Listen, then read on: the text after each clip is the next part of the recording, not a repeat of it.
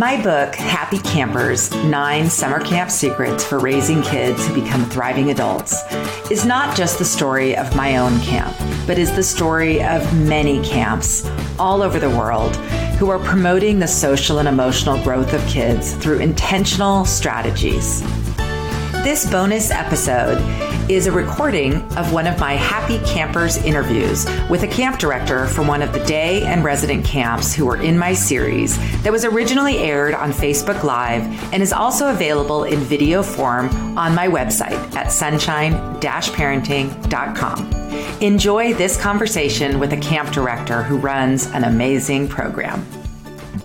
Well, welcome to this Happy Campers interview. I am having so much fun talking with camp directors from day camps and resident camps all over the United States about the amazing transformations that happen with kids at summer camp.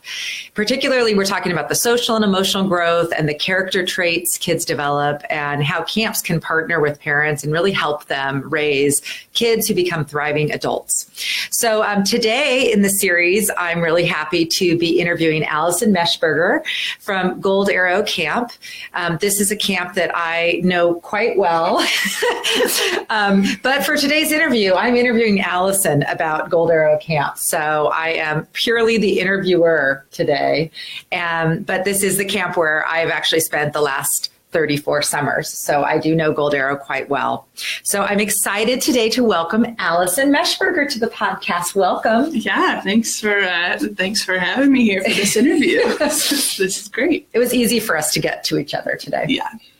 So Allison, first, why don't you introduce just a little bit about your background, kind of what you did before you worked at camp, how you discovered camp. Just tell your camp story. Sure. So I actually started out at Gold Arrow as a camper.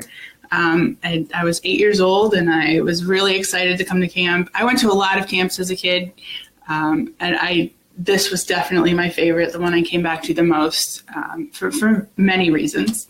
But I continued to go to Gold Arrow through high school. I was a counselor in training.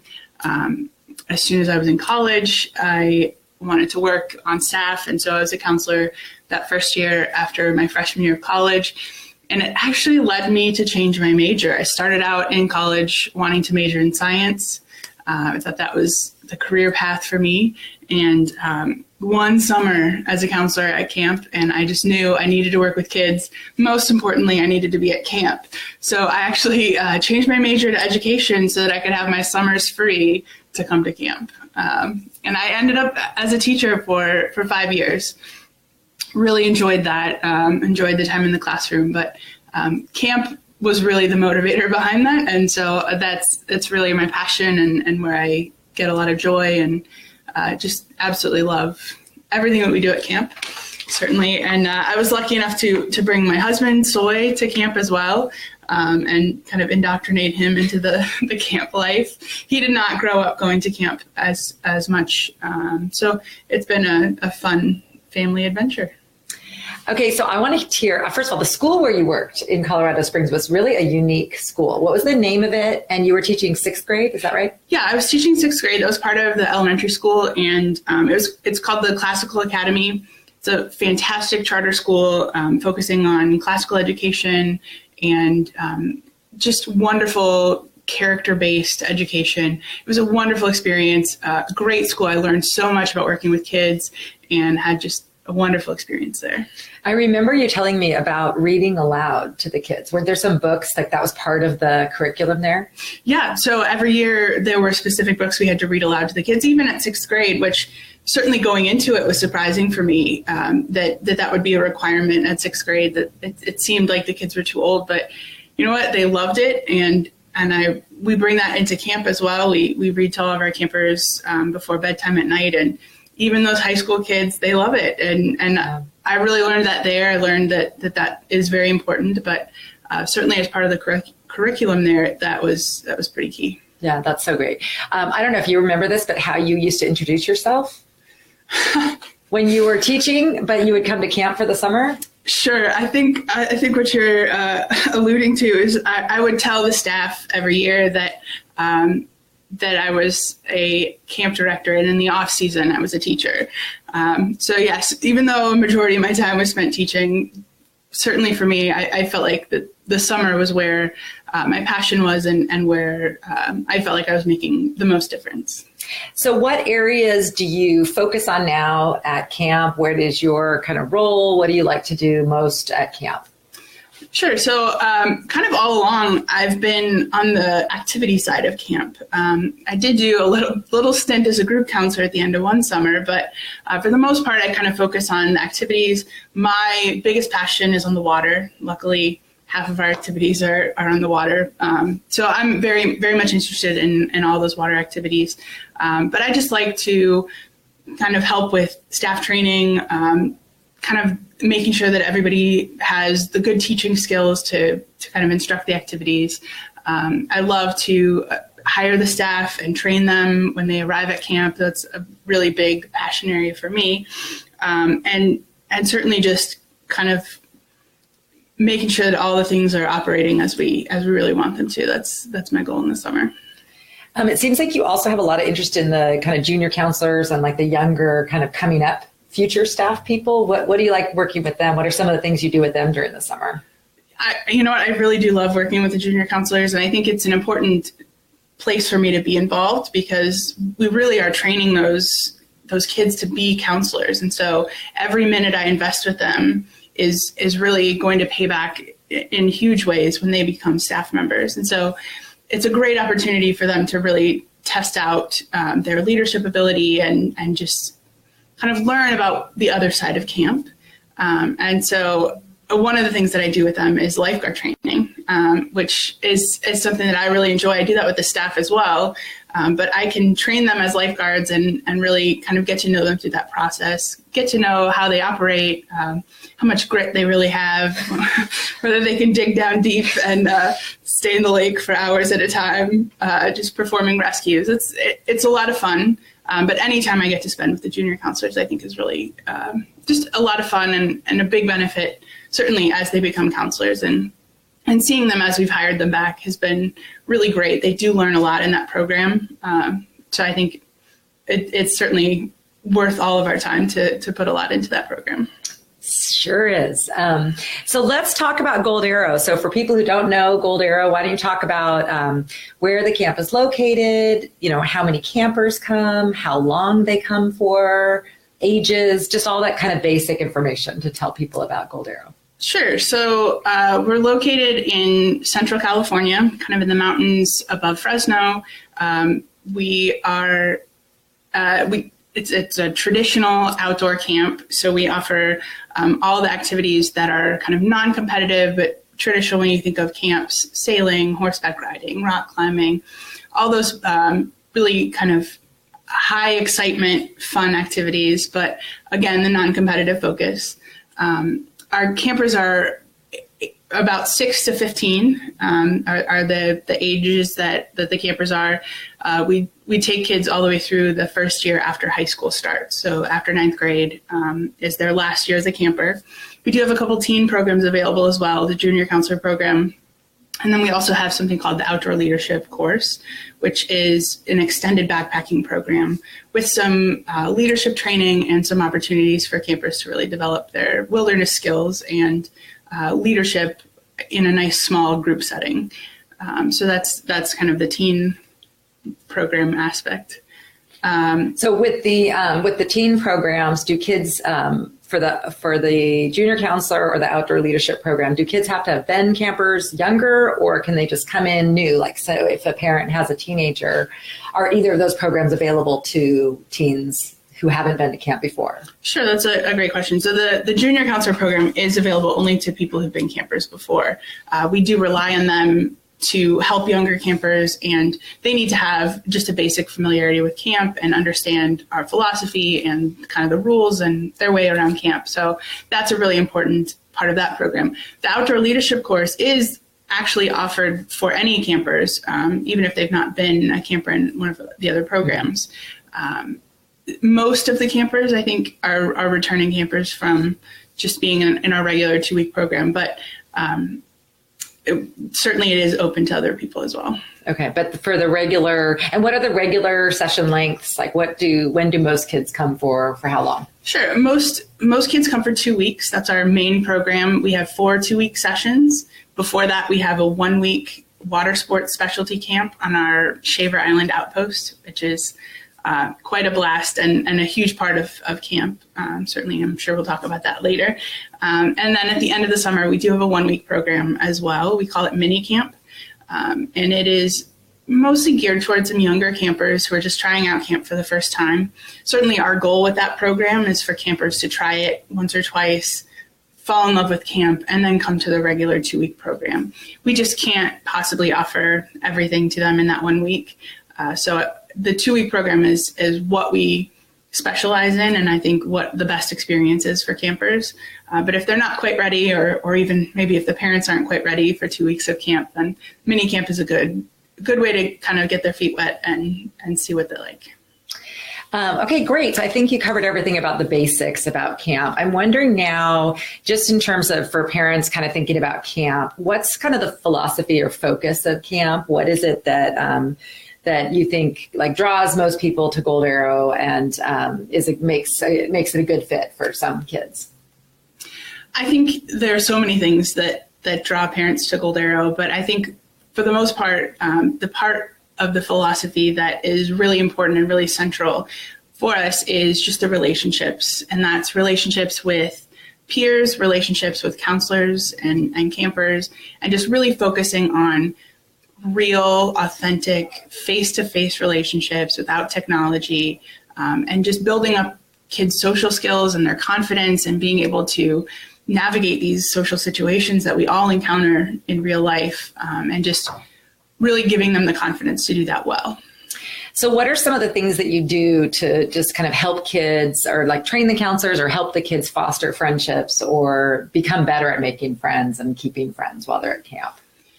I think that's just so important. And I think sometimes kids are a little bit off the mark on what makes a friend or, what kinds of things go into a friendship. But, one of the things that's really important for us and our philosophy is we keep our campers in cabin groups with their same age peers. So either exactly the same age or within one grade level of each other. And so keeping them in those cabin groups with that same age group is a very central part of that friendship facilitation. But also that cabin group serves as kind of like their family while they're at camp. Mm-hmm. So they travel to activities together, do activities together all day long, and they have a group counselor with them assigned to them all day. And so that group counselor travels to the activities with them, and it's kind of like their big sister, big brother, or parent as they're at the activities. But they're the ones who are there to foster those friendships, teach the kids how to encourage each other at activities, kind of acknowledge when campers are maybe hesitant to try an activity and how the rest of the cabin can come in and support their friends and kind of do those things that make those relationships stronger. And every night, one of the things that I think is very important to friendship making is each cabin has its own campfire pit. And so each cabin gets to have a campfire every night at camp. They sit around the fire, they talk, they debrief about the day. They talk about, their goals for life and all kinds of fun things. They roast marshmallows, they pop popcorn, and it's just such a fun experience. I wish I could do that every night with my own family. I just think it's a really nice bonding time. And I think that's one of the things that really brings campers together. I think we forgot to talk about your family. Why don't you mentioned Soy, your husband. Oh, yeah. Why don't you talk about your kids and how old they are? So Soy is my husband, and we have 2 kids. We have Ellie and Greta. They're 6 and 3. And this year, Ellie is actually a Gold Arrow camper for the first time. Pretty excited about it. So she's finishing kindergarten this year, and she will be in there with the youngest of the girls, and she's definitely ready for camp. She's grown up coming to camp every summer of her life so far, but I think this time being in the mix of it will be really fun for her and certainly fun for me. It's neat to think that after 25 years, I can experience camp from yet another new perspective. Oh, I bet it'll be really a good experience for you. You'll probably learn some new things. I will have to apologize to the counselors. I mean, I hope I'm a good camp parent. Yeah, you better not hover. I think I'll be okay. Yeah. Okay. Are there any other kind of philosophical things or sort of either character traits or growth related things that are a big focus at Gold Arrow? Sure. So every year we like to have a theme for the summer, and that theme kind of comes out of our brainstorming about what do our campers need. Maybe do they know they need it or they don't know, but just things that we know that would support them in their life at camp and their life at home, and just help develop, just strong character in these kids. So last year, we were talking about friendships, and our focus was on friendship last year. And so we actually had a great friendships facilitation at our kind of opening assembly, where we were able to really teach kids, like, here's the process of introducing yourself to someone new, and here's how you then build that into a friendship. And I think just that explicit teaching was so important. Mm-hmm. This year, our theme is filling buckets, which I'm pretty excited about. It comes from a great children's book, but the gist of it is that we all kind of have this invisible bucket, and we all have the power to fill each other's buckets or to empty each other's buckets. And you fill someone's bucket by encouraging them, giving them compliments, and helping them. And then you take away from their buckets if you're kind of doing the opposite of those things. And so I think this theme this year I'm really excited about, because it's going to get campers to understand their power and the power that they have with each other, both positive and negative, and really challenge them, push them to make those experiences and those interactions with each other very positive. Mm-hmm. And then I hope they will go home and kind of keep that in mind, and keep the idea of the buckets in mind, and be able to really influence others in a very positive way. Mm-hmm. I think a lot of camps have these different things like this that they teach kids, and like maybe a phrase or something that will stick. And it was funny because a couple days ago I was talking to Amy from Camp Deerhorn, and they teach their kids about being turtle flippers. And she shared this YouTube video, and it's linked to her interview, but it shows a turtle coming across a friend who's flipped over, like who's on its back. And the turtle spends all this time, like just nudging and nudging and nudging and nudging until he gets his friend flipped over. And then they walk off together, and it's like, oh, that's so sweet, so cute. But the campers go home talking about, I'm going to be a turtle flipper. So I'm hoping that in your case, it'll be, I'm going to go fill some buckets today. Yeah. I'm going to I know how important that is. So I think that's something that camps do that really carries over long beyond their time at camp. So these lessons or, practices that they do at camp that they can take home. So that actually leads me. So one of the things I'm asking camp directors is, what are things that parents can kind of do at home that can sustain some of these practices or traditions that you do at camp?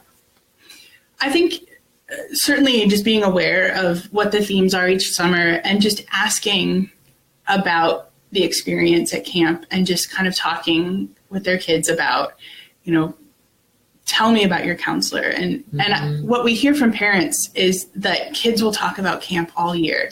They're at camp for 2 weeks out of 52, and it is the focus of conversation. They remember the songs. They remember every detail about their counselors. They remember those friendships, and those friendships from camp are just so strong. And formed in just those 2 weeks. And sometimes kids are saying even stronger than their friendships at school, where they see kids every day. Mm-hmm. So I think just being aware of asking about what was going on and reinforcing some of that, and just kind of keeping up with where their kids are in terms of missing camp, and just encouraging, looking forward to the next year. Sure.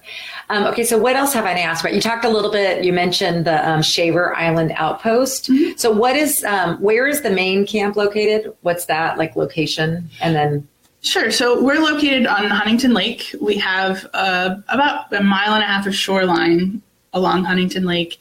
It's a 6-mile long lake, and really not a lot of people are up there.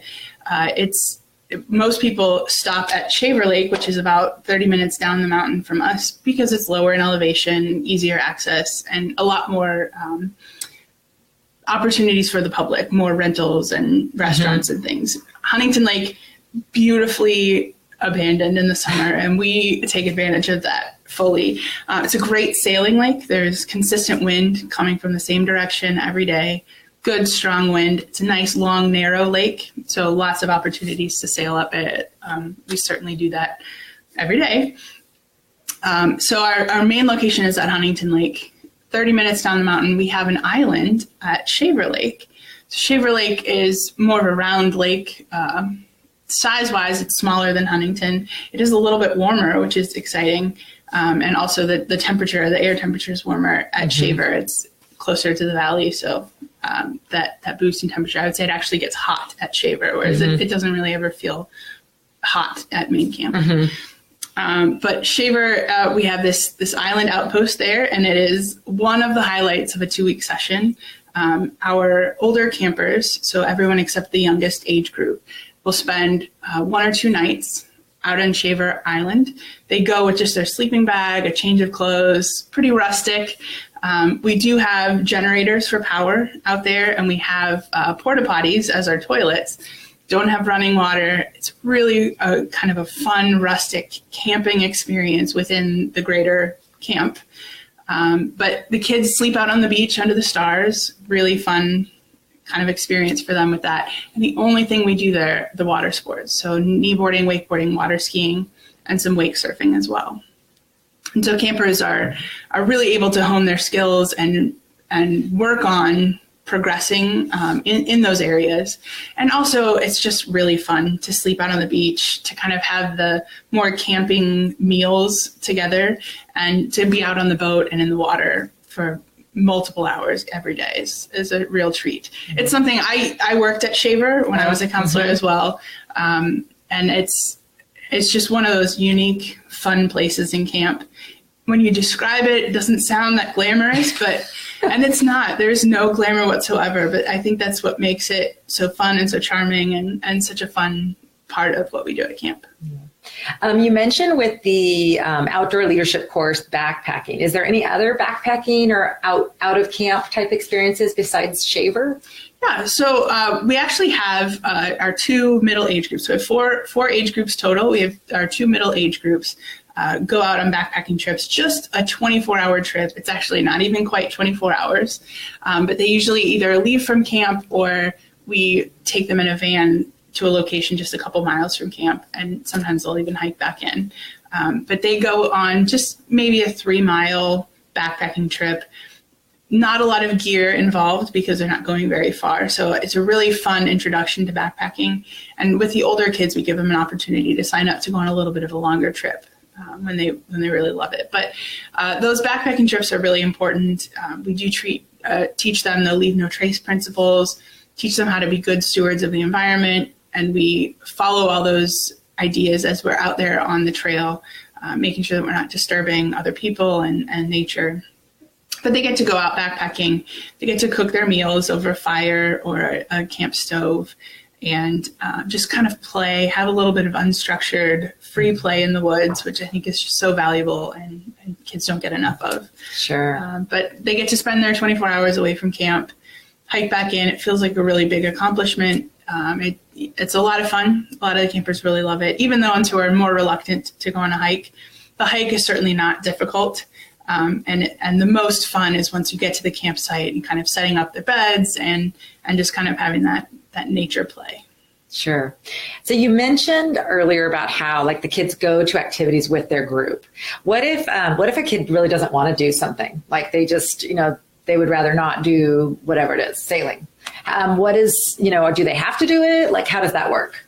We certainly want to encourage kids to try as much as they can while they're at camp. And one of the things that having them go to the activities together gives us the opportunity to do is to put them at those activities that they may not sign up for on their own if we gave them the choice. So they're given the opportunity to go to every activity or most of the activities at camp. If they don't want to actually try the activity, that's okay. We do have a challenge by choice philosophy. We want to make sure that every camper is trying what they're comfortable trying, but we want the counselors to push as far as they can and make sure that they give every opportunity. So if a camper is really scared of horses, maybe success for that camper can be defined as feeding a horse or grooming a horse. It doesn't have to be that they've ridden the horse and that's the only way to experience success at the activity. And so if it's just putting on the water skis and not getting in the water, we want to make sure that counselors have a really broad definition of what success at each activity is, and how to get campers to decide for themselves what they want their goal to be, and then to have that cabin group support them in achieving that goal. And certainly I have lots of experience. There are some activities at camp after 25 years are still, I have to really dig deep to challenge myself to enjoy them. For example, you know what? Horses, not my favorite. But every couple of years, I want to make sure I get on a horse and make it happen. And I've certainly become a lot more comfortable just helping with wrangling horses and feeding horses and that kind of thing over the years. So I think, I'm a good example of someone who's been able to kind of define success differently. I will ride a horse. I certainly will do that. I think it's good to push myself to do that. But I think it's a very real thing that we need to recognize that, we're not all going to love every activity at camp. Mm-hmm. And so just having that open conversation with campers about it's okay for you to be scared. And it's okay for you to not want to do something, and you have to decide for yourself. What are you comfortable trying? Mm-hmm. How can I support you in that? And how can we cheer you on? But never would we, throw a camper in the water or make them to do something that they really have stated they did not want to do. Okay, so what about a kid who loves horses or really wants to do more of something? How does that work? Sure. So every morning and afternoon, to me, the camp rhythm really falls with meals. So we have an activity between breakfast and lunch. We have an activity between lunch and dinner. Those are the two main activity times during the day. And those are when you're going with your cabin group to an activity. You're assigned to that activity. So we've mapped their experience out for them in that way. After dinner, most nights at camp is something called free time. And it's a little bit of a misnomer. It's not free, but it's free in that you get to choose what you do as an individual. So at breakfast and lunch, we have signups for free time at night, and campers can sign up as individuals to go back to an activity that they really loved, to try something new. Some of the activities that we only offer in free time, like guitar, it's just a 1.5 hour fun period where you can focus on a skill like that. But you can go back to an activity you really loved, try an activity that you haven't tried yet because your cabin hasn't been assigned to it, or even try something that's only offered during that free time period. Okay, so they have kind of mostly they're with their group, but there's a little bit of an opportunity to try something. Right, and then we also have a couple opportunities in the morning. Certainly, like kids who love horses can wake up early to feed the horses and muck their stalls. Who knew? That's really fun for some people. But you know what? It's full every day. So there are kids at camp who really want to do that. And also we offer some other early morning activities. Sometimes we'll do like paddleboard yoga, where a counselor will lead yoga on a paddleboard on the lake. And the mist is rising. It's really pretty. And then also our water sports activities. So kneeboarding, wakeboarding, water skiing. Campers can wake up early and do that as well. Okay, that's great. I don't think we mentioned, how long has Gold Arrow been around, and where do the campers come from, and how many kids are there all together? Because I forgot that. Oh, yeah. So camp was founded in 1933. So we've been around for a lot of years. We celebrated our 85th summer last year, which was pretty exciting. It was a fun celebration. And most of our campers come from Southern California or kind of the Bay Area. I would say majority from Southern California, kind of LA, Orange County, plenty from San Diego. We have bus stops in all of those locations. And we also have lots of campers from other states and even other countries that are coming to camp every year. And you know, again, bringing it back to me, my family actually moved from Southern California to Michigan when I was in junior high. And camp was the thing that connected me. So I remember when my dad told us we were moving, the first question I asked was, can I still go to camp?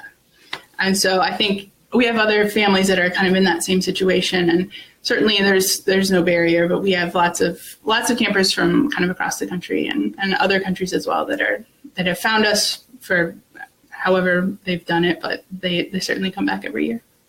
Okay, so Allison, do you have any just like input that you've gotten or feedback from families or any quotes that you'd like to share about camp that you've heard from either parents or campers? I think what strikes me most when I talk with campers is just how much they feel like camp is home to them. And I certainly feel the same way. But to hear a camper who spends 2 weeks at camp thinking that it's like a second home to them, they're not saying that about school. They're not saying that about a lot of other things in their lives. And so I just love that connection that they feel, both with the place and the people and the vibe and everything. And I love that we can be a community that is inclusive of everyone and where everyone feels like they do belong and that they're valued and celebrated as who they are as an individual. I think that's really special. Mm, it is. Do you have any quotes you want to read?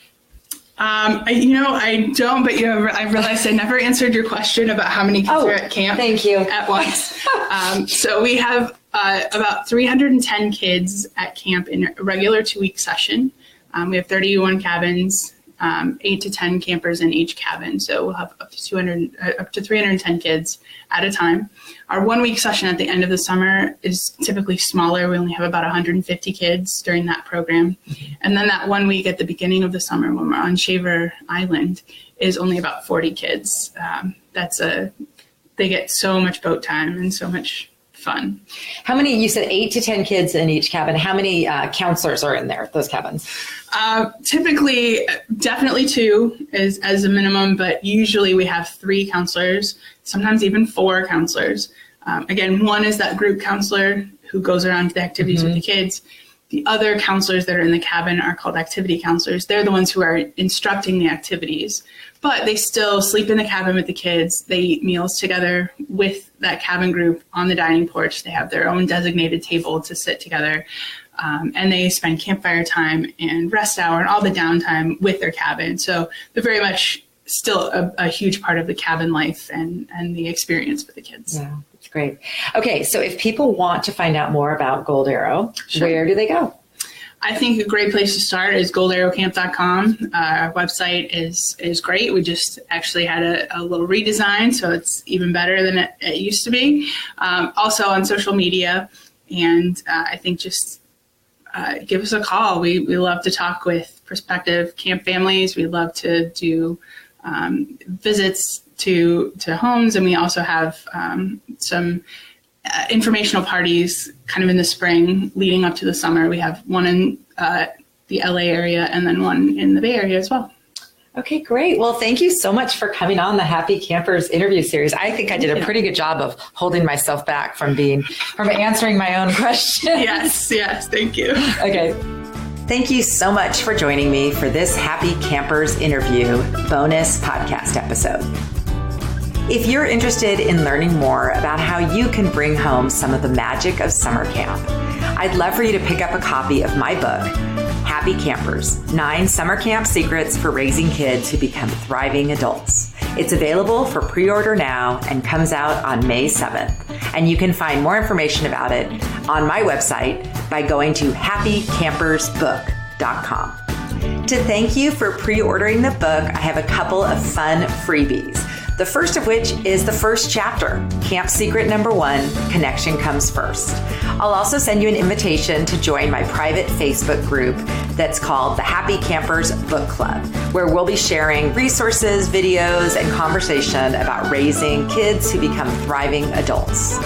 To access these freebies, simply pre-order your copy of the book and then fill out the form at happycampersbook.com. Together, we can spread the happiness of summer camp to the whole world.